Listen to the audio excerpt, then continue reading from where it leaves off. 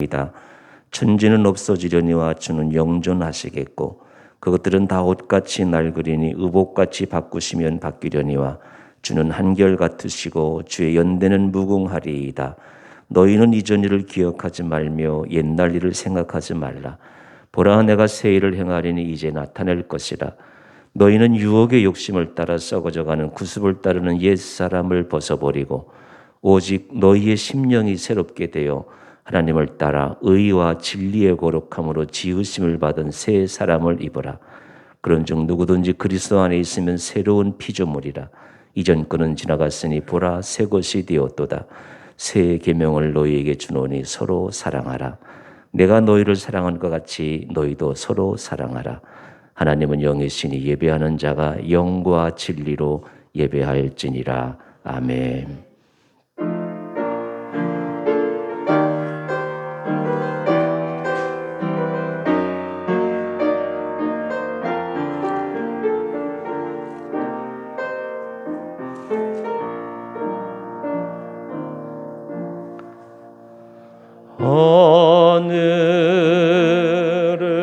하늘에 계신 아버지, 이름 거룩하사 주님 나라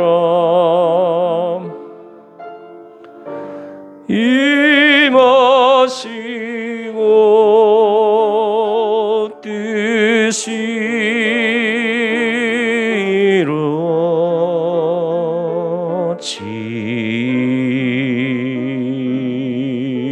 이루어지이다. 일용할 양식 주시고 우리들의 큰 죄 다 용서하옵시고 또 시험에 들게 마시고 악에서 구원하소서. 에게 주의 나라 주의 권세 주의 영광 영원히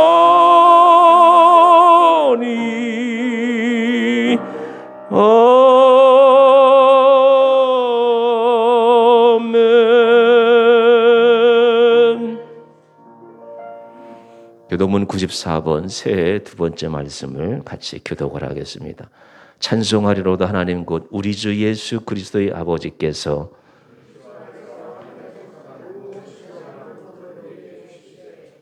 곧 창세전에 그리스도 안에서 우리를 택하사 우리로 사랑 안에서 그 앞에 거룩하고 흠이 없게 하시려고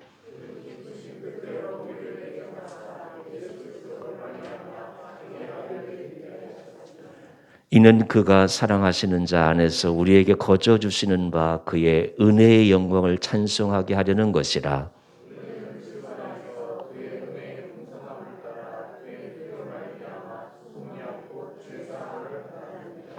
이는 그가 모든 지혜와 총명을 우리에게 넘치게 하사 그 뜻의 비밀을 우리에게 알리신 것이요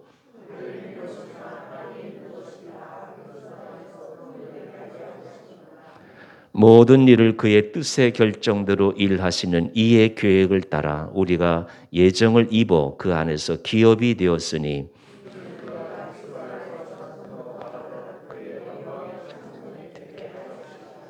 아멘. 28장 찬양 드리겠습니다.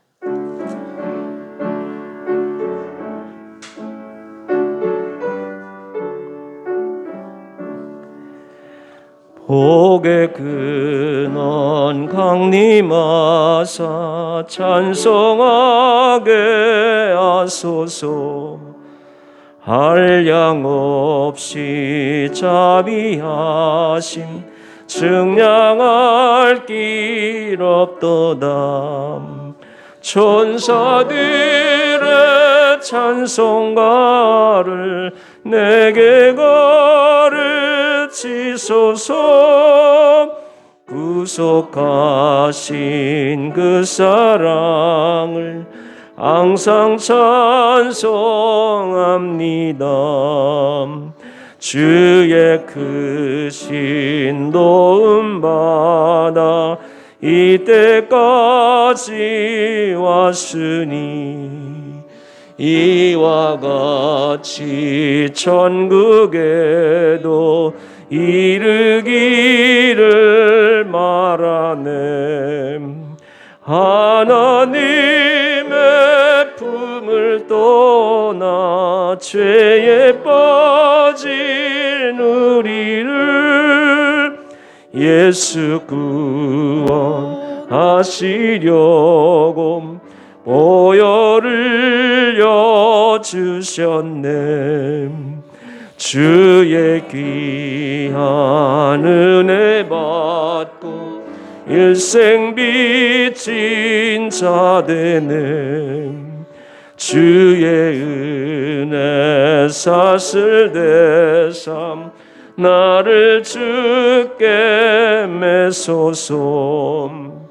우리 마음은 연약하여 범죄하기 쉬우니 하나님이 받으시고 천국인을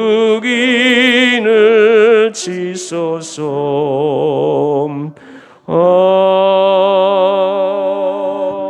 아멘. 다 함께 기도드리시겠습니다. 존귀와 영광과 찬송을 받으시기에 합당하신 하나님, 거룩한 주일에 주의 전에 나와 예배드리게 하시니 감사를 드립니다. 하나님 앞에 나아갈 아무런 의의가 없음에도 이 시간 예배의 자리에 나오게 하셨사오니 우리의 영과 혼과 육을 예수 그리스도의 보혈로 씻어 주옵소서.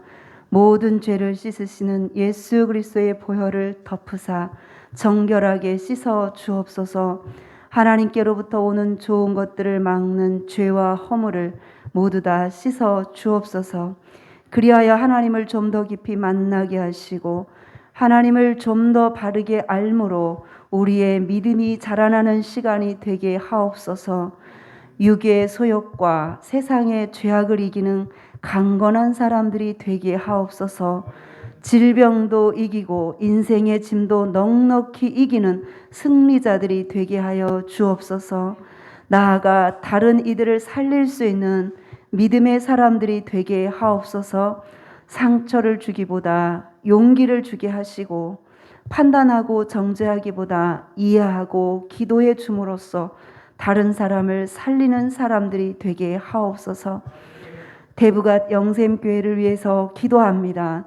마지막까지 성전공사가 잘 진행되게 하시고 그곳에서 많은 사람들이 하나님 앞에 돌아와 구원받기를 기도합니다. 예수의 이름에 능력과 권세가 나타나는 교회가 되기를 간절히 소원합니다. 코로나 바이러스의 확산이 감소되게 하심을 감사드립니다.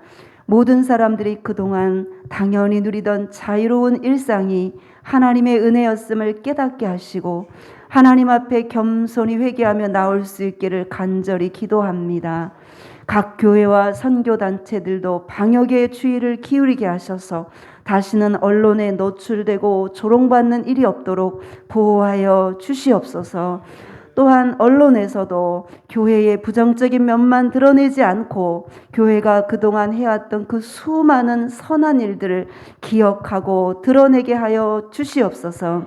이 시간 단위에 세우신 주의 종을 붙들어 주셔서 살아있어 운동력 있는 생명의 말씀을 전하게 하여 주옵소서.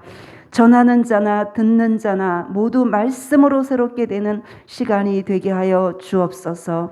이 모든 말씀 예수님의 이름으로 감사하며 기도 올리옵나이다. 아멘.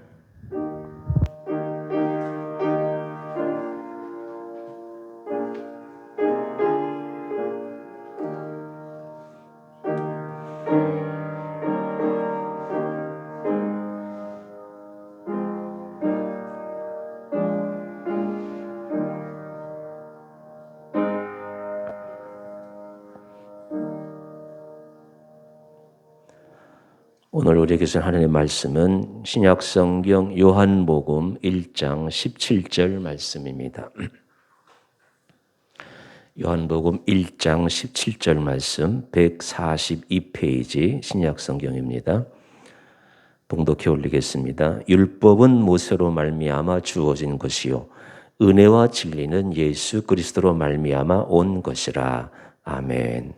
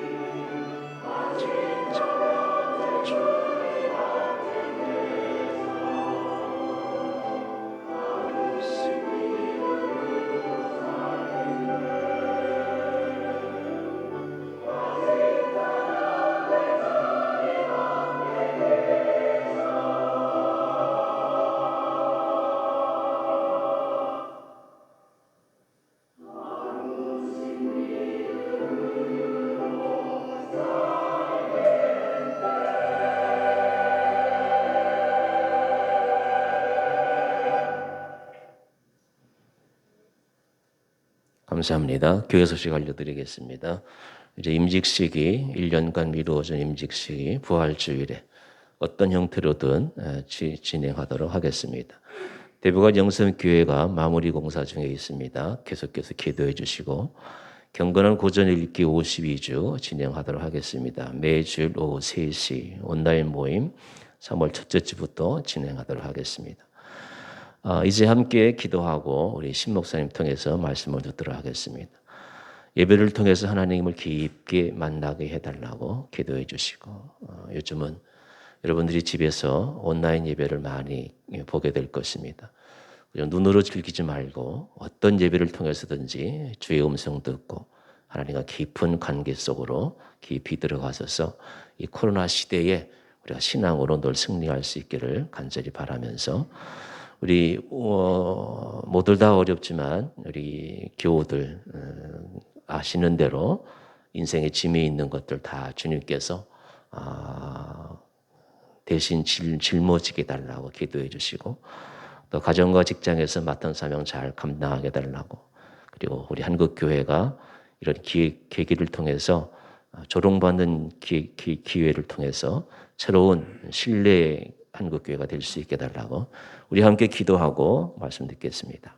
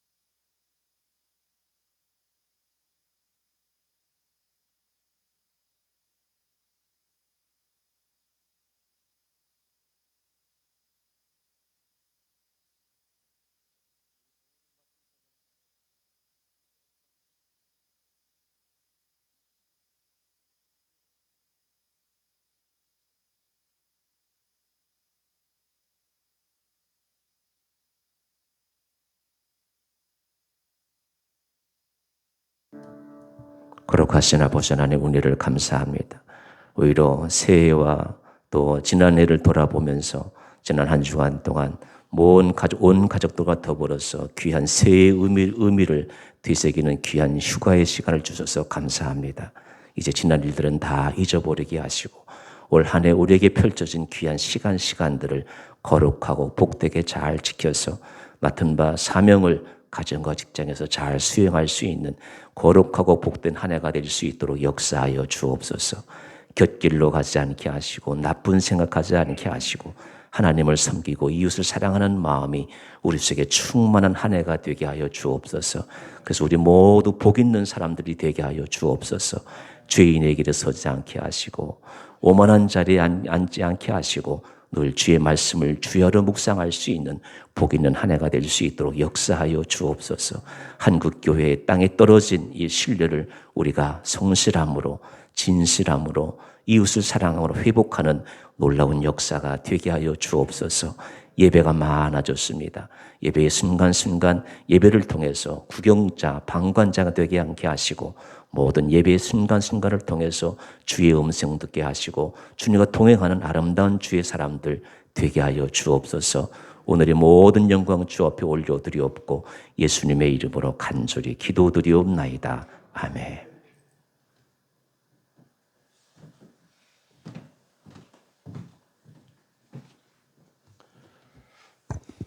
할렐루야. 코로나가 지금 우리의 모든 사회 그리고 교회까지도 참으로 많은 어려움을 가져오고 있습니다. 이런 때에 우리가 믿음이라고 하는 것은, 신앙이라고 하는 것은 시련의 때에 그 진가가 드러나게 되어 있습니다. 우리가 하나님 앞에 모두가 다 큰 은혜 받는, 은혜를 사모하는 마음으로 하나님 앞에 영광 돌리는 그런 저와 여러분들 다 되시기를 주의 이름으로 축원합니다. 오늘 저는 여러분과 함께 율법과 은혜와 진리라고 하는 조금은 좀 무거운 주제를 다루면서 말씀을 나누려고 합니다. 중고등학교에 진학해서 우리가 교육을 받으려면 반드시 먼저 초등학교 과정을 이수해야만 합니다. 초등학교 과정을 무시해버린 채 상급 학교에 진학해서 공부하겠다는 것은 순서가 바뀐 것이죠. 무리한 생각입니다. 마찬가지로 우리가 올바른 신앙생활을 하기 위해서는 반드시 하나님의 율법을 먼저 배우고 깨달아야 합니다. 그래야 하나님이 주시는 은혜와 진리의 그 깊은 뜻을 알게 되어지고, 그리고 그것의 높이와 또 깊이와 그리고 넓이를 깨달아 알 수 있게 됩니다. 여러분, 율법을 모르고 은혜를 알면, 이 은혜를 주장하게 되면 이게 가벼운 믿음이 됩니다. 경박한 믿음이 돼요. 그 은혜를 진실로 은혜답게 만들지를 못합니다. 그러니까 오늘 본문이 우리에게 말씀해 주시는 건 뭐냐면, 율법과 은혜와 이 진리에 대해서 아주 핵심적인 내용을 우리에게 전달을 해주고 있습니다. 첫째로, 율법은 모세로 말미암아 주어졌습니다. 이 토라라고 말하는 이 성경 율법은, 이것은 모세 오경, 창세기, 출애굽기, 레위기, 민수기, 신명기 이 안에 613개의 조항이 있습니다. 율법은 613개의 조항이 있어요. 그 중에서 365개의 조항은, 이것은 뭐예요? 하지 마라 하는 금지 조항을 다루고 있습니다. 365개. 그리고 248개는 이렇게 하라, 저렇게 하라 라고 하는 우리에게 수행 조항을 담고 있습니다. 그러니까 이 613개라는 것을 분석해 보면 그렇다는 겁니다. 그런데 그 율법을 우리가 보면은 좀 내용면으로 구분해 보게 되면 또 네 가지로 나눌 수가 있어요. 첫째는 뭐냐면 도덕법이 있습니다. 또 하나는 제사법이 있어요. 그리고 또 하나는 재판법이 있고, 마지막 네 번째로 금기법이 있습니다.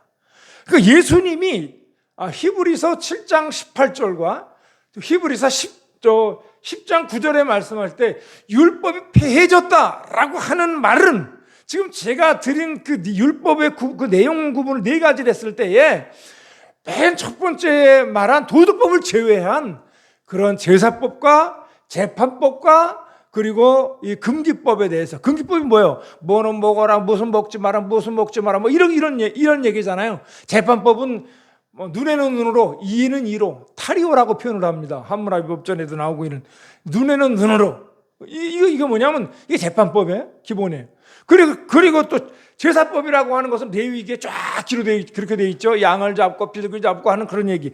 그러니까 예수님 말씀하신 율법이 폐해졌다라고 하는 그 얘기는, 그 폐해진 율법이라고 하는 것은 바로 그 세 가지요. 도덕법을 제외한 세 가지. 도덕법이 뭡니까? 출애굽기 20장 3절 이하에 나오는 그런 얘기예요.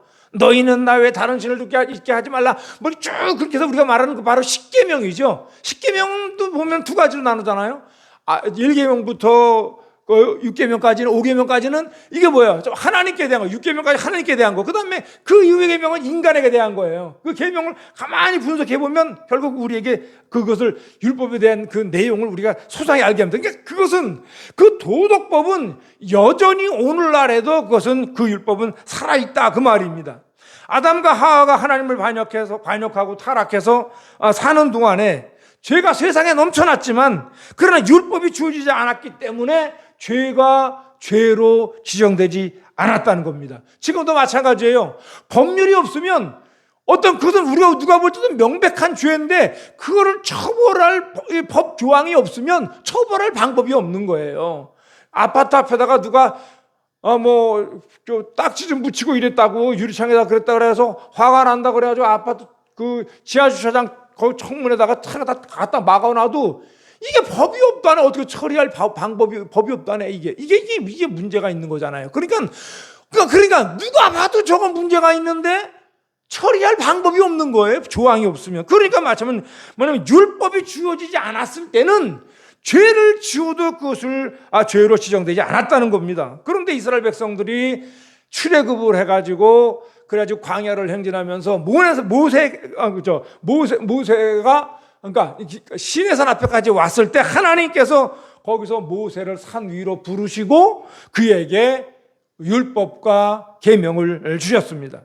하나님께서 왜 모세를 통해서 율법과 계명을 주셨을까?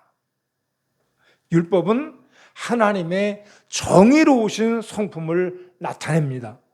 하나님께서는 죄악과 같이 계실 수가 없는 분이세요. 그러니까 하나님께서는 자신의 정의롭고 거룩한 성품을 사람들에게 보여주심으로 말미암아 하나님 앞에 나오려면 내가 최소한도 이 정도의 마음의 준비를 하고 그런 각오를 가지고 너희가 하나님 앞에 나와야 된다라고 하는 것을 우리에게 보여주는 것이죠.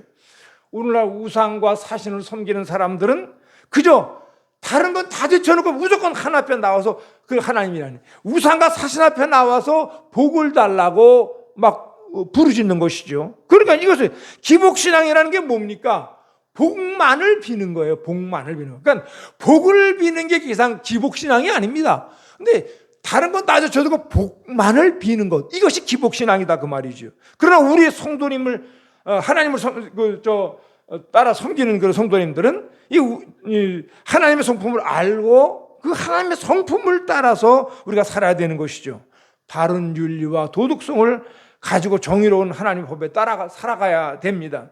하나님이 우리에게 율법을 주신 것은 인간이 하나님과 함께 거하기 위해서는 하나님의 성품이신 하나님의 도덕이신 이런 그 율법에 순복해야 된다는 것을 가르치기 위함입니다. 또한 율법은 인간의 타락과 부패의 심각성을 보여주는 거울과 같은 것입니다. 여러분, 인간은 아담과 하와 이후에 완전히 타락했습니다. 그 성품은 돌이킬 수 없을 정도로 부패해버리고 말았어요. 하나님은 이 인간들에게 더러운 몸을 가진 사람이 스스로 자기가 더러운 것을 모를 때는 거울에 자기를 비춰보아서 그래 이렇게 비춰보니까 여기 뭐가 묻었네, 여기 뭐가 묻었네 이렇게 알 수 있는 것처럼 우리의 삶을 비춰볼 수 있는 거울로서 오늘 우리에게 율법을 주셨다 그 말입니다. 그러니까 이 율법은 우리의 율법에 나를 비춰보게 되면 내가 잘한 것인지 잘못한 것인지 거기에 아주 명명백백하게 거기에 드러난다 그 말이죠. 그 다음에 그뿐 아니라 율법은 인간의 행위의 허약성을 보여줌으로써 우리 인간의 교만을 깨뜨립니다. 인간이 아무리 애쓰고 힘쓰고 노력해도 인간 스스로의 힘으로는 하나님 앞에 설 수 없다는 것을 율법이 보여주고 있는 거예요. 그러니까 이게 아주 중요한 얘기입니다. 그러니까 하나님이 왜 예수님을 보내주셨을까? 그 대답은 너무나 간단합니다. 왜 그러냐면 다른 방법이 있다면 하나님은 절대로 예수님을 이 땅에 보내지 않으셨을 거예요. 그러니까 다른 방법으로는 그 예수 말고는 다른 방법으로 인간을 구원할 방법이 도무지 없는 거예요. 전혀 없는 거예요. 그러니까 오직 예수 그리스도를 믿는 믿음만이 오늘 우리 인간을 구원할 수 있기 때문에 하나님이 그 아들 예수 그리스도에게 아주 심각한 고통을 주시면서까지 그분을 우리에게 보내주셨다 그 말이죠. 로마서 3장 23절에 말씀합니다. 모든 사람이 죄를 범하였음에 하나님의 영광에 이르지 못하더니 그랬습니다. 여러분 이건 뭐예요? 과거 완료형이에요. 이미 죄를 지어버렸어. 이미 지어버렸어. 나는 내가 어느 날 하나님을 깨닫고 그래서 그럴 때 나를 보니까 나는 이미 과거에 죄를 지어버렸어. 그리고 현재도 죄 가운데 살아가고 있어. 그리고 이게 미래가 보여지는데 뭐냐면 나는 앞으로도 계속 죄를 지으면서 살 것 같은 거야. 그러니까 이것은 인간에게는 도무지 희망이 없는 거예요. 이미 죄를 지어버린 인생. 죄의 삭은 사망이지. 그러니까 오늘 우리 모두는 다 죽게 돼 있는 거예요. 여러분 교회와 나왔을 때 목사님이 어떤 교회가 좋은 교회냐? 목사님이 성도들 갖다가 사회적인 신분으로 그 사람을 이렇게 인정을 하면 안 되는 거예요. 교회는 그 사람이 교수든지 장군이든지 무슨 사장이든지 회장이든지 관계없이 한 가지로 신분이 통일된다 그랬어요. 그게 뭐예요? 그게 뭐예요? 죄인이지. 목사가 죄인으로 봐야 돼요. 성도를 죄인으로 봐야 돼요. 하나님의 은혜가 필요한 자로 봐야 돼요. 그러니까 그 얘기는 무슨 얘기냐면 교회에서 성도를 영혼으로 대우해야지. 영혼으로 대우해야지. 한 영혼으로 봐야지. 저 사람은 11조 얼마 하는 사람, 이 사람은 회장이니까 11조 얼마 하는 사람, 저 사람은 헌금을 얼마 하는 사람, 이렇게 보기 시작하면 그 교회는 멸망합니다. 밖에 나가서도 내가 이 사람 저 사람한테 무시당하고 이 사람 저 사람에게 내가 어려움 당하고 막 마음 아프고 이런 일을 당하는데 교회 와서까지 내가 저 사람은 회장이라고 목사님이 더 관심 갖는 것 같고 이런 식으로 한다고 하면 여러분 가운데 교회 나올 사람 누가 있겠어요? 나보다 나은 사람이 그 교회에 있잖아요.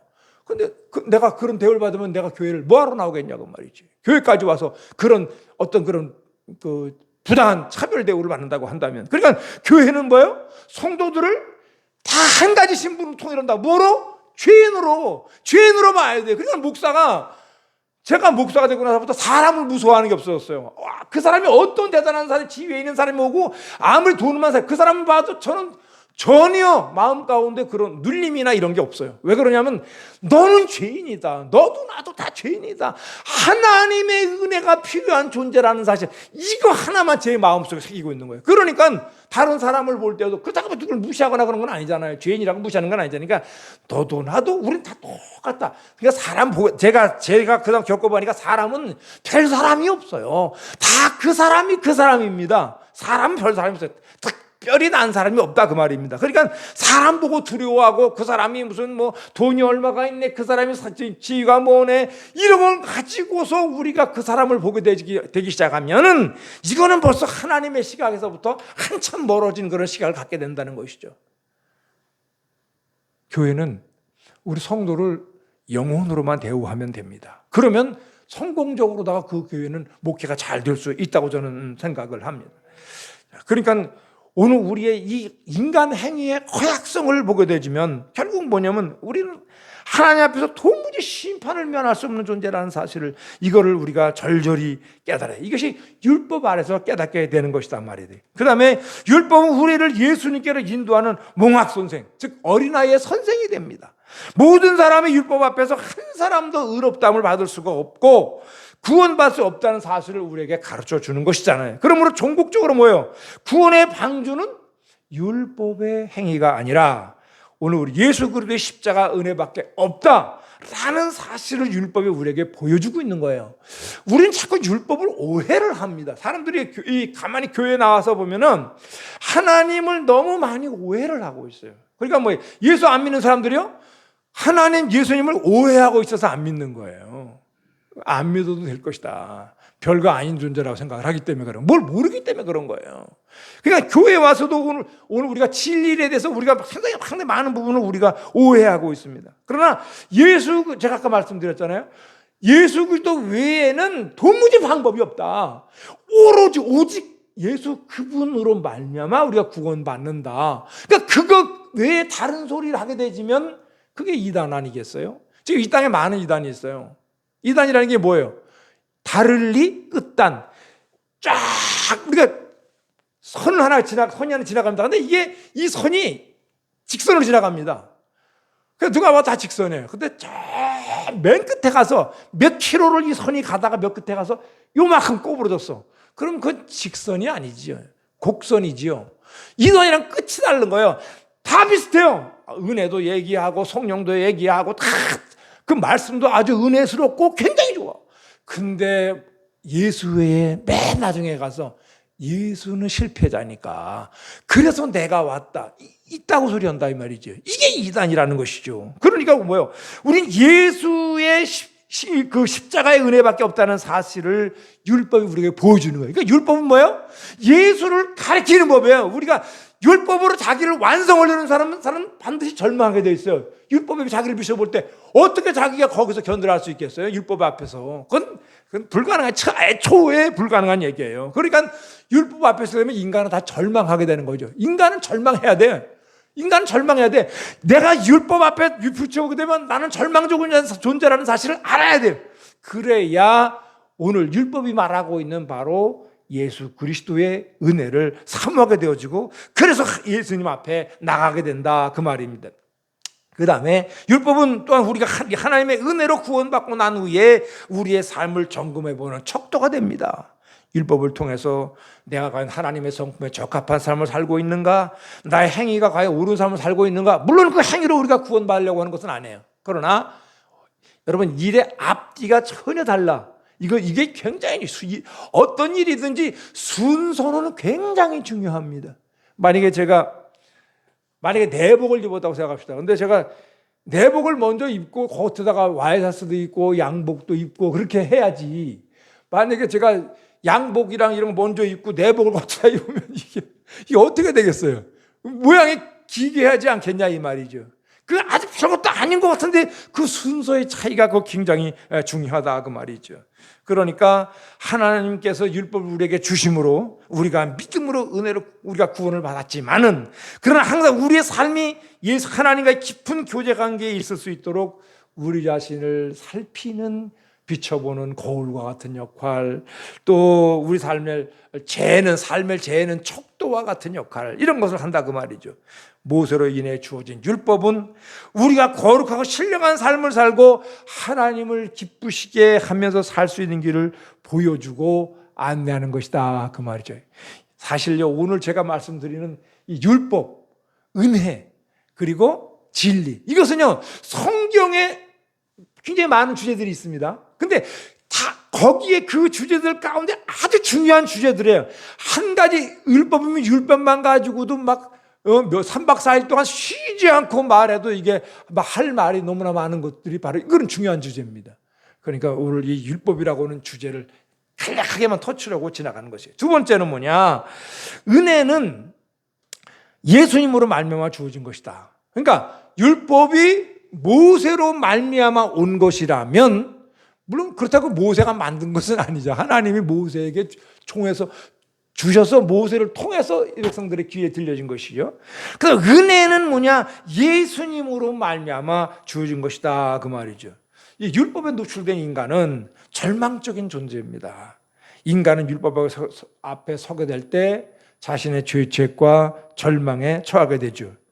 율법이 없을 때는 죄인이 아니었었는데 율법의 방에 들어서 보자 우리는 거기서 그냥 죄인으로 바로 드러납니다. 한 방이 있어. 들어갔더니 거기에 막 거울이 사방에 뺑 돌아가면서 거울이 있어. 거기 내가 있으니까 전후 좌우 이게 내 모든 거기에 묻은 티끌과 이런 것이 다 보이네. 그러니까 거기서 정죄를 느끼게 되어지고 절망하게 되는 것이다 그 말이죠. 하나님의 법이 간음하지 말라 이렇게 내려진 이상 간음과 음행이라고 하는 것은 하나님의 심판 아래 들어가게 되는 것입니다. 여러분, 이게 우리가 제가 그 얘기를 좀 이따 다시 잘 정리해서 좀 하려고 그랬는데, 이 진리라고 하는 사람들이 오늘날 진리라고 믿고 있는 많은 것들 중에 굉장히 많은 부분이 사실은 진리가 아니고 공리인 경우가 굉장히 많아요. 공리. 그러니까 이건 우리가 진리인 줄 알았어. 근데 이것이 어떤 다른 환경에 놓이거나 다른 조건에 놓이게 될 때, 그건 진리가 아닌 거예요. 그래서 우리가 공리라고 이야기를 하죠. 그러니까 오늘 우리 뭐냐면, 이 율법에 노출된 인간이라고 하는 것은 절망적인 존재라는 사실을 우리는 분명히 알아야 돼. 제가 간음을 예로 들었습니다만은, 이게 간음이라는 게 뭐예요? 이게 그러니까 동양과 서양의 우리 인간의 기준, 인간의 윤리와 도덕으로 볼 때는 이게 달라요. 지금은 그나마 간통죄도 없어졌습니다만은, 이게 그러니까 옛날 동양에서 시대와 장소에 따라 다르다고 말이죠. 동양에서 우리나라에서 뭐 예를 들자면, 우리나라에서 옛날에 지금부터 한 100년 전만 해도 양반이 소실이 한 2명 내지 3명 정도가 없으면 그 사람은 어디 가서 큰 소리 못 쳤어요. 양반으로서의 그런 대우를 제대로 받기가 힘들었어요. 그때도 뭐 서양은 그렇지가 않았습니다만은 그렇다고 해요. 시대적으로. 근데 지금 이 같은 공간 안에 살지만 오늘날 우리 이 땅에서 우리가 만약에 자기 그 어떤 배우자를 두고 다른 이성을 우리가 이렇게 그 마음을 두고 어떤 직접적인 어떤 그 행동이 이게 액션이 취해진다고 한다면 이것은 굉장히 심각한 문제가 발생을 하잖아요. 그러니까 이것은 뭐냐면 인간의 윤리와 도덕이라고 하는 것은 이와 같이 시대에 따라서 또는 어떤 주어진 공간에 따라서 전혀 달라질 수 있다는 것이죠. 그런데 오늘 보게 되면 성경은 우리에게 말해요. 성경이 왜 진리냐? 간음이라고 하는 것은 옛날이나 지금이나 똑같아. 이것은 변할 수가 없는 거야. 동양이나 서양이나 똑같은 거예요. 변할 수가 없는 거예요. 그러니까 자기 배우자 외에 다른 사람을 마음에 둔다라고 하는 것은 이건 성경은 간음이라고 아주 명백하게 못 받고 이것은 공리가 아니에요. 진리입니다. 그러니까 이것은 이거 우리가 길게 얘기할 것도 없어요. 그래서 오늘 우리에게 이것은 진리가 되는 것이잖아요. 오늘 율법을 알기 전에 우리가 이 죄가 숨어 있더니 율법이 들어오자 오늘 우리의 모든 죄가 다 드러나게 되고 인간은 어떤 그런 그 정죄의 절망 가운데 떨어지게 됐습니다. 사람으로서는 어찌할 도리가 없는 거죠. 아무리 애쓰고 힘쓴다고 해도 인간의 힘으로는 하나님 앞에 설 수 있는 자격이 없는 거죠. 이처럼 율법은 인간을 절망적이게 만들고 우리 가운데 소망을 빼앗아 가지만 우리에게 소망을 주는 참된 길이 있습니다. 그것이 뭐냐면 율법이 몽학 선생이 되어서 가르쳐준 예수 그리스도의 십자가의 구원의 길이죠. 우리가 아담의 씨를 받았기 때문에 우리는 태어날 때부터 원죄를 가지고 태어납니다. 그러니까 다윗이 말한 거예요. 우리가 죄악 중에 우리가 탄생했다, 출생했다라고 하는 것은 뭐예요? 우리는 이미 죄악에 성선설과 성악설을 얘기를 하는데 사람들은 성선설, 인간은 원래 선하다 이렇게 말합니다. 아니요. 성경이 말하고 있는 것은 성경은 우리에게 성악설을 말해주고 있어요, 사실은. 왜냐하면 내가 어미에 이미 죄악 중에 내가 잉태됐다는 거예요. 그러니까 이미 사람들 얘기합니다. 어린애가 죽으면 천국 가냐, 지옥 가냐. 걔가 무슨 죄를 졌어? 걔가 미워를 하겠어? 살인을 했어? 걔가 무슨 간음을 했어? 그 갓난에서 아직 말도 못하고 벌벌 교댕기는 애가 그런 애가 어떻게 지옥 가면 어떻게 되냐? 어떻게 하나님이 공의로우냐? 그런데 아니요. 인간은 원래가 죄악 중에 태어났어요. 죄인으로 태어난 거예요. 태어나기를. 그러니까 뭔가 특별한 행위를 뭔가 특별한 것을 하지 않으면 그건 죄인인 거예요. 그 존재 자체가. 우린 죄인 자체로 태어났다 그 말이 있죠.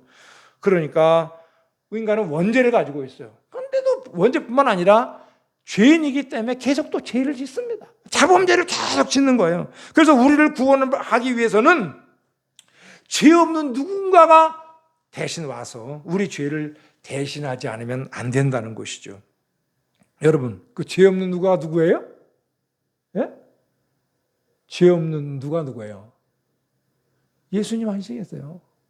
너무들 점잖으셔서 대답을 하는 걸 별로 썩 즐겨하지 않으시는데 죄 없는 그분이 오셔서 그분이 나의 모든 죄악과 허물을 짊어지고 돌아가셔야 되는 거죠. 그래서 하나님은 그래서 죄 없으신 그 자신의 독생자를 성녀로 잉태해서 이 땅에 보내셨다라는 것입니다. 완전한 하나님이 이 거룩한 사람으로 온 거죠. 그러니까 완전한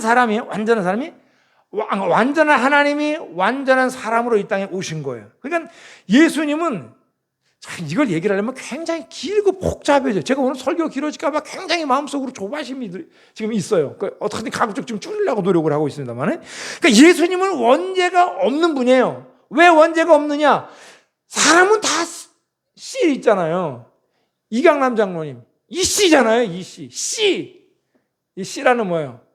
우리가 밭이 달라도 거기다가 고구마를 심는데 거기서 팥이 날 리는 없어요. 콩을 심었는데 옥수수가 날 리는 없다 그 말이죠.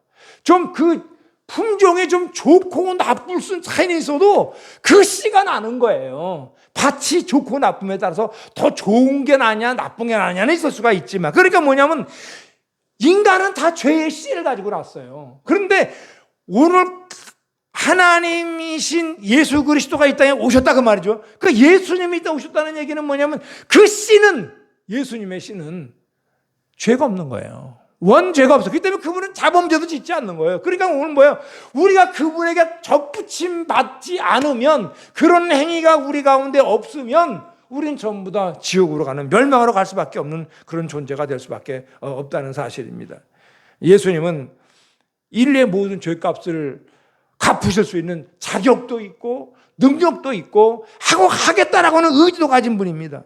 예수님은 인간의 모든 죄를 속죄제물이 되게 하기 위해서 자기 몸을 십자가에 내놓으셨습니다. 성경은 말하잖아요. 이사야 53장 5절로 6절입니다. 그가 찔림은 우리의 허물 때문이요 그가 상함은 우리의 죄악 때문이라. 그가 징계를 받음으로 우리가 평화를 누리고 그가 채찍에 맞음으로 우리가 나음을 받았도다. 여러분, 자, 이거 중요한 얘기예요. 어느 선교단체에서 뭐 그 얘기를 해요. 제가 여러분에게 지난번에 한번 얘기한 것으로 지금 기억이 되는데요. 어느 선교단체에서는 전도할 때 그렇게 얘기를 합니다.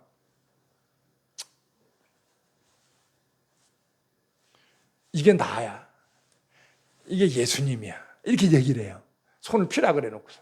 그리고 거기다 볼펜을 이게 죄야 이러면서 이게 나라고는 거기다 이걸 얹어줘. 이렇게 딱 그러면 내가 죄가 있어 없어? 눈에 보이잖아 이게요. 있네요. 그러니까 내가 볼펜이 있어 없어 이거 같은 얘기예요. 볼펜을 죄라고 이렇게 등식을 만들면 볼펜이 있어 없어? 있지. 어디에 있어? 나한테 있지. 근데 예수님이 오셨어. 그래서 예수님이 우리의 모든 죄를 일일이 옮기셨다는 거야. 그럼 내가 죄가 있어 없어?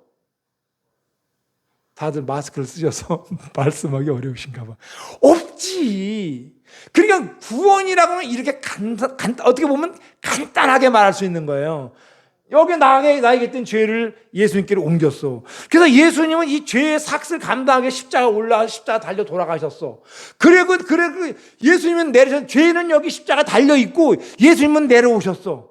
그러니까 자 여기 있고 예수님은 내려오셨어. 죄가 없으신 분이야. 죄 값을 갚았으니까.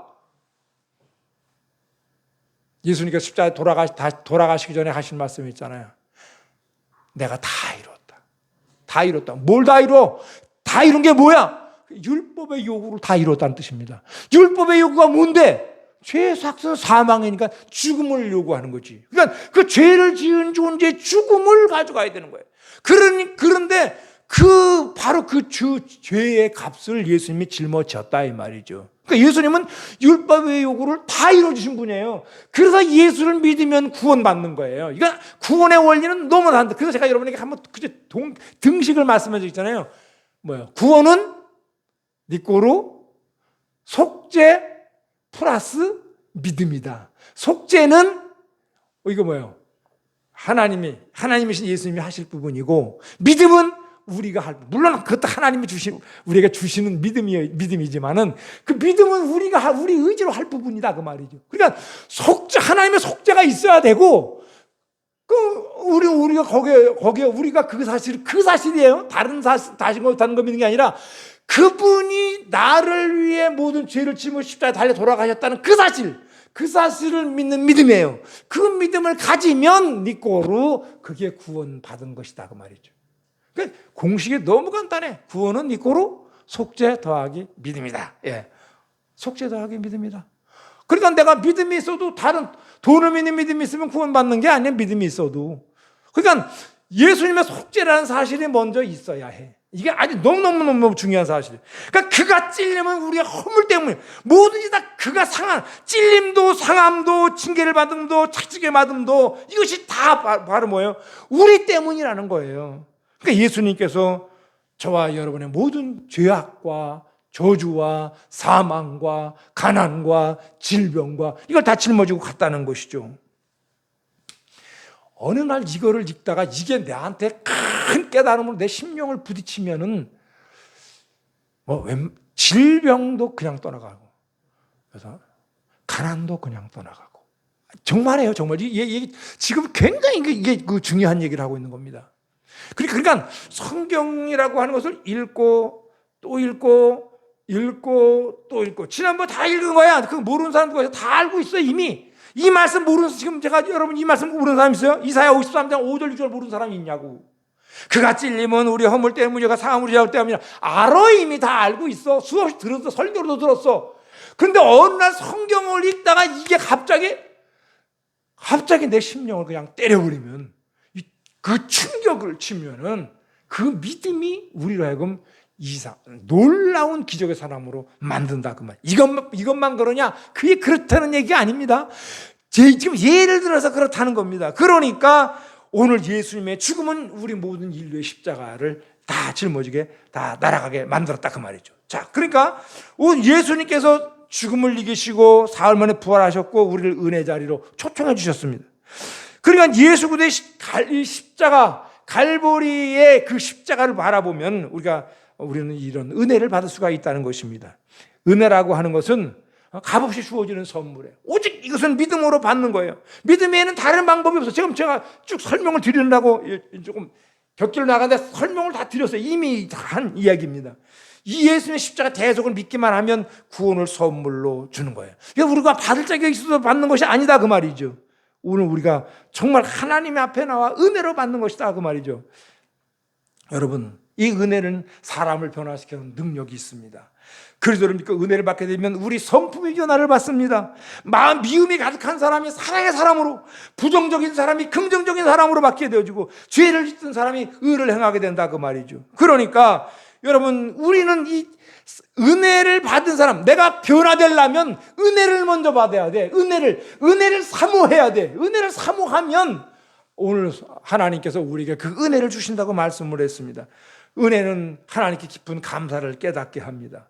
막 범사에 감사의 강물이 넘치는 거예요. 그러니까 이것도 감사, 저것도 감사. 그러니까 감사한 일인데 평소에는 그까짓 게 뭐 이렇게 생각을 했던 건데 어느 날 보니까 그냥 너무너무나 감사한 일인 거예요. 그걸 깨닫게 되는 게 그게 뭐냐면 은혜를 받은 사람만이 그러니까 감사는 은혜를 받은 사람만이 하게 되는 거예요. 오늘 여러분 하늘의 평안이 가득하고 땅의 상면이 충만해 보입니다.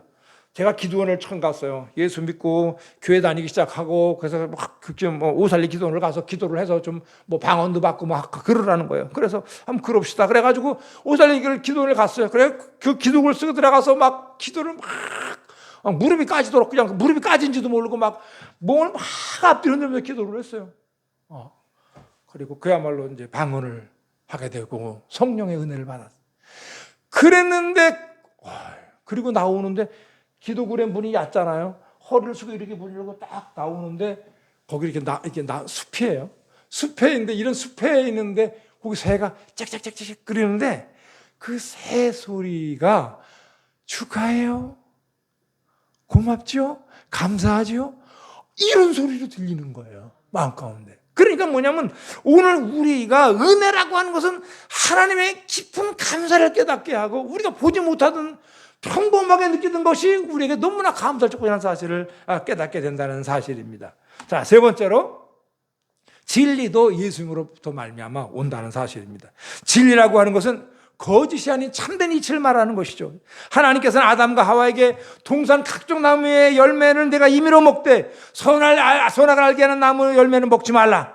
내가 먹나는 반드시 죽으리라 그랬습니다. 마귀는 이 거짓말로 아담과 하와를 유혹하죠. 여러분, 너희가 그것을 먹는 날에는 너희는 밝아져서 하나님의 눈과 같이 될 것 같으니까 하나님이 너희를 속인 거야. 이렇게 거짓으로다가 하나님의 진실하심을 부정하게 만듭니다. 여러분, 아담과 하와는요, 이 마귀의 거짓에 속아가지고 결국 선악을 알게 하는 나무를 따먹게 되고 하나님의 진리의 길에서 쫓겨났습니다. 그리고 빛을 잃고 어둠 가운데 빠졌다는 것이죠. 사람은요, 2번 죽습니다. 사람은 2번 죽어요. 몇 번? 2번. 예. 한 번은 뭐예요? 우리 육신이 죽는 거예요. 또 한 번은 뭐예요? 우리 영혼이 죽는 거예요. 영혼이라며, 영혼이 사는 혼이라면서, 영혼이라면, 거기서 말하는 영혼한, 어떤 영원한 그런 혼이라는 뜻이 아니고, 영혼육을 말할 때 영이에요. 그러니까 그 영원히 사는 게 아니에요. 사실 알고 보게 되면. 그러니까 제가 말하는 그 말의 뜻은 자칫하면 또 이상한 소리가 될 수 있는데 잘 이해를 하셔야 되는데 물론 우리의 영혼은 영원합니다. 그런데 그것이 아버지 집에 가서 살아야 이게 영원한 것이지 이게 불못 가운데 들어서 고통 가운데 산다면 이게 사는 거예요? 그건 죽음보다 못한 거예요. 그러니까는 차라리 죽을 수나 있으면 좋겠어. 차라리. 근데 그건 죽을 수도 없는 거야. 죽었는데 어떻게, 육신이 또 죽었는데 어떻게 또 죽어? 못 죽어. 그러니까 거기서 죽음보다 더한, 이걸 우리는 두 번째 죽음이라고 말을 할 수가 있다고 말이죠, 여러분. 그러니까 오늘 우리는 이 마귀에게 끌려가면 그렇게 된다는 것입니다. 마귀에게 속으면 결국 뭐예요? 율법이라는 것은 우리에게 속지 말라는 거예요. 이렇게 살면 오늘 너희는 지옥 간다는 거 사실을 우리에게 말씀해 주고 있는 겁니다. 그러니까 오늘 우리는 마귀가 우리에게 이 거짓 열매를 만들어 인류를 미혹하고 있는데 그 중에 하나가 인본주의예요. 인본주의가 뭐예요? 우주에는 하나님 계시지 않다. 인간이 만물의 주인이다. 모든 것을 인간이 결정한다라고 말하는 게 인본주의예요. 이건 마귀가 만들어 온 아주 중대한 함정입니다. 그 다음에 세속주의가 있습니다. 이것도 마귀의 덫입니다. 이 세상의 삶만이 인간에게 주어진 유일한 삶이라고 생각하는 거예요. 그렇기 때문에 이 세상에서 부귀영화와 공명을 누리는 것을 삶의 최대 목표로 삼고 살게 만듭니다. 정의나 진리는 정치하는 자들이 자기의 권력을 유지하는 수단 방법으로 이것을 하는 것이지 실제로는 이것을 뭐 정의라든지 어떤 진리라든지 관심도 없는 사람들이에요. 그러니까 마귀는 어떻게 하면 이 세상에서 부귀와 영화와 공명만을 쫓고 살도록 사람들을 유혹합니다. 제가 지금 돋보기를 안경을 잘못 갖고 나오는 바람에 돋보기를 끼고 나왔어요. 그 여러분의 얼굴이 어두러는 게 잘 안 보여요 지금. 그러니까 이게 뭐냐면 오늘 우리가 그러니까 어떤 그런 마귀가 우리에게 그런 것만 바라보도록 아직 앞에만 볼 수 있는 돋보기를 준 거예요. 어떤 그런 부귀와 영화와 공명만이 크고 아름답고 환하게 보이는 거예요. 그냥 그것만 쫓아가는 것이다 그 말이죠. 하나님의 영광이라든지 희생이라든지 헌신이라든지 천국이라든지 이런 것들은 저 어디에 있어서 잘 보이지가 않는 것이다 그 말이죠. 이게 뭐냐면 하여튼 이 마귀에게 속으면 그렇게 된다 그 말이죠. 죽은 애는 아무것도 없다고 가르칩니다. 그러나 여러분 이게 이런 말이 바로 지옥 가는 소리예요. 사단의 무서운 흉계입니다. 이런 사단의 함정에 빠진 사람들은 세상 풍속을 쫓아서 귀신의 영을 쫓아서 자기 마음대로 살다가 결국 그 영원한 종착역인 지옥에 다다르게 되는 것이죠. 그러면 우리는 세상 살면서도 하나님의 중심으로 우리가 살아야 됩니다. 거룩하고 의롭고 정의롭게 사는 것이 하나님의 성품이고 하나나라 성품이기 때문에 그렇습니다. 또 쾌락주의가 있습니다. 이 세상에서 고통을 당하고 괴롭고 슬픈 일을 당한다 할지라도 의와 진리를 위해 살면 그 영혼 속에는 참된 평화와 기쁨이 다가오게 마련입니다. 그런데 육체의 쾌락을 쫓아 사는 사람들은 참된 사랑의 가치와 목적을 가다주지 못합니다. 육신의 쾌락의 그 마지막은 뭐예요? 인간을 타락시켜서 결국 영원한 지옥으로 끌고 가는 것입니다. 사람은 두 번 죽는다 그랬습니다. 여러분 이걸 꼭 기억해 주시기 바라요. 그 다음 마귀는 또한 허무주의의 그 수렁에 인간을 빠뜨리려고 합니다. 절망 속을 헤매게 만듭니다. 인생이 무엇이냐? 아무 의미도 가치도 없다. 바람 부는 대로 물결 치는 대로 되는 대로 살다가 사라지는 것이다. 그러므로 적당하게 살자. 제가 싫어하는 말 가운데 한 가지가 뭐냐면 그거예요. 사람들이 인생을 너무 가볍게 보는 그런 말. 인생 그까짓 거 뭐 있나? 뭐 별거 아니야 인생. 이렇게 하고 또 사람이 한 번 죽지 두 번 죽나? 아니 두 번 죽어. 근데 이 사실을 우리가 자꾸 우리가 왜곡되게 만든다 그 말이죠. 그러니까 오늘 우리는 뭐예요? 우리가 이 땅에 살면서 우리는 허무한이라고 자꾸 허무해지고 세상이 허무해지는 거야. 그러니까 그냥 되는 대로 아무렇게나 살겠다 이런 생각을 자꾸 우리가 하게 된다 그 말이죠. 마귀는 허무주의의 늪속에 인간을 몰아놓고 발버둥을 칠수록 더욱더 수렁 깊은 곳으로 빠져들게 만듭니다. 우리는 이제 마귀의 거짓에 속아서는 안 됩니다. 여러분 그러니까 예수님께서 말씀하시기를 내가 곧 길이요 진리요 생명이니 나로 말미암자고는 아버지께로 올 자가 없다고 말씀했어요. 나로 말미암자고는 아버지께로 올 자가 없다.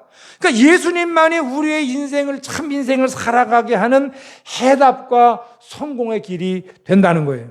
제가 오늘 많은 말을 했지만은 이 말들 가운데 예수 그리스도만이 해답이다라는 사실을 여러분 기억하시면 우리는 분명히 성공할 것입니다.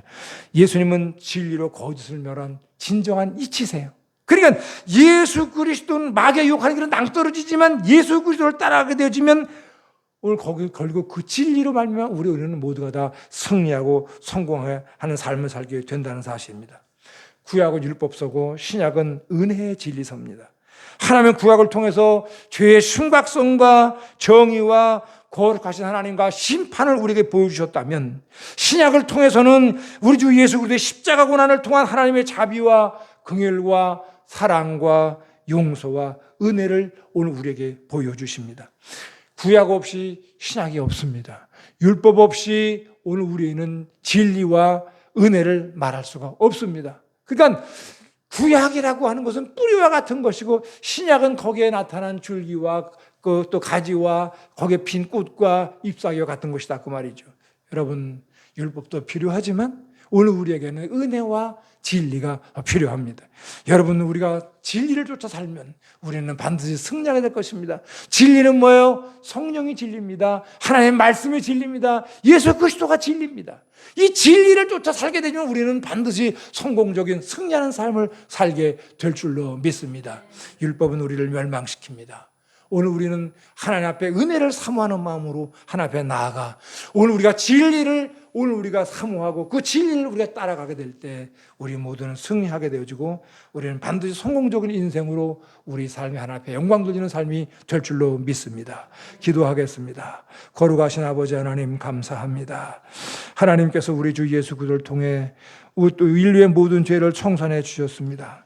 율법으로 인간의 모든 죄의 심각성을 알게 하시고 하나님의 법 앞에 의롭다함을 얻을 사람이 한 사람도 없다는 것을 깨닫게 하시고 예수님으로 말미암아 죄를 청산하시고 우리에게 은혜해, 우리에게 또 진리, 이를 통해서 하나님을 사모하는 마음을 우리 갖게 하시고 하나님 앞에 크게 영광 돌리는 삶을 살게 하신 것을 감사합니다. 하나님 아버지, 우리가 예수 그리스도를 믿음으로 말미암아 하나님 앞에 크게 영광 돌리는 복된 삶이 될 수 있도록 귀한 은혜와 은총을 더하여 주시옵소서.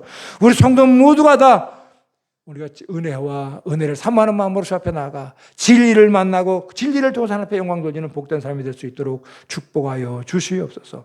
감사하며 우리 구주 예수 그리스도 이름으로 간절히 축복하고 기도드리옵나이다. 아멘.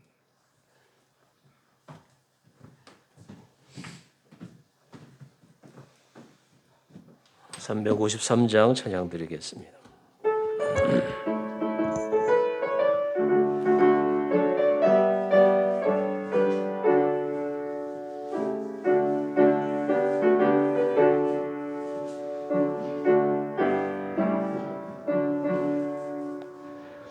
십자가 군병되어서 예수를 따를 때 무서워하는 마음으로 주 모른 채 할까. 나의 주 그리스도 나를 속량했으니 나 십자가를 벗으는 저 멸류관쓰림. 무성 높이를 흘리며 큰 싸움 하는데 나 어찌 편히 누워서 상 받기 바랄까.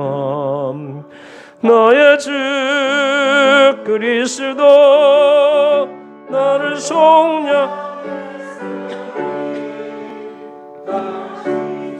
속량가를 벗으는 저 멸류관쓰림.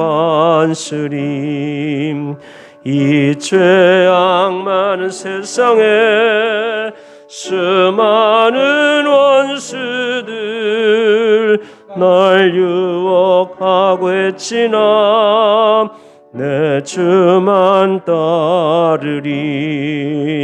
나의 주 그리스도 나를 속량했으니 나 십자가를 벗으는 저 멸류관쓰리. 나 멸류관을 쓰려고 몸 바쳐 싸울 때 주 내게 용기 주시사 이기게 하시네. 나의 주 그리스도 나 나를 속량했으니 나 십자가를 벗으는 저멸유관스림 승리의 그날 이르러 십자가 군병들 개가를 불러 영광을 주님께 돌리리.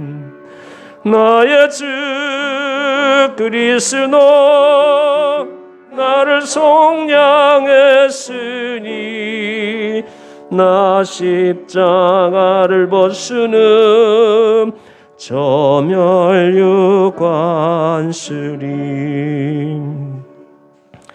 사랑의 아버지 하나님 은혜를 감사합니다. 우리는 매일 새끼 맛있는 음식을 먹는 것처럼 우리를 하나님의 자녀로 되게 해 주셔서 주의 말씀을 먹고 영과 육이 건강한 사람들로 자라게 해 주심을 감사합니다. 율법과 은혜의 사람이 되게 해 주신 것을 감사합니다. 우리 설교의 홍수 시대에 살고 있습니다. 언제 어디서든지 주의 말씀을 들을 때 율법이 내 가슴을 젖을 때 그 율법의 말씀을 늘 맛있게 먹을 수 있는 은혜가 충만한 사람들로 우리의 일생을 주님과 동행하며 살아갈 수 있도록 역사하여 주옵소서. 말씀과 은혜와 진리가 충만할 때 하나님을 더 사랑하고 이웃을 사랑할 수 있는 사람이 될 줄로 믿습니다. 이 시대에 코로나 시대에 우리에게 부여하신 율법과 은혜와 진리의 사람으로 살기 위해서 더욱더 말씀이 굳게 서는 사람들 되게 하시고 늘 사람들을 사랑할 수 있는 마음이 우리 속에 충만해서 어떤 질병과 어떤 위기가 닥쳐와도 하나님을 경외하고 모든 사람을 사랑할 수 있는 은혜가 늘 충만한 삶이 그런 인생이 되는 우리 모두가 되게 하여 주옵소서. 오늘도 빈수로 나오지 않게 하시고 건강한 마음으로 또 상한 심령으로 귀한 물질로 주님 앞에 드리게 하심을 감사합니다. 항상 더 좋은 것을 이웃에게 드리고 항상 아름다운 진리로 하나님을 향해서 드릴 수 있는 우리의 모든 드림이 되게 하여 주옵소서. 예배에 충만한 자들로 늘 인도하여 주옵소서. 한 주간 더 승리하게 하실 줄 믿사옵고 예수님의 이름으로 간절히 기도드리옵나이다. 아멘. 같이 비전 선언하고 우리 신봉사님의 축도로 예배 마치겠습니다. 우리는 삶 속에서 거룩한 예배자가 된다. 우리는 예수님의 인격을 배우고 교제하는 행복한 제자가 된다. 우리는 성령의 능력으로 복음을 전하며 세상을 살리는 성도가 된다. 이제는 우리 주 예수 그리스도의 무한하신 은혜와 하나님 아버지의 망극하신 사랑하심과 보혜사 성령님의 내주교통 위로 충만하신 은총과 은혜가 오늘 은혜를 사모하며 가슴속에 진리를 담고 살아가기 원하는 사랑하는 성도들의 머리와 가정과 앞날과 저들의 모든 일 위에 그리고 이 순복음 이 영성교회 위에 이제부터 영원토록 함께 있을지어다. 아멘.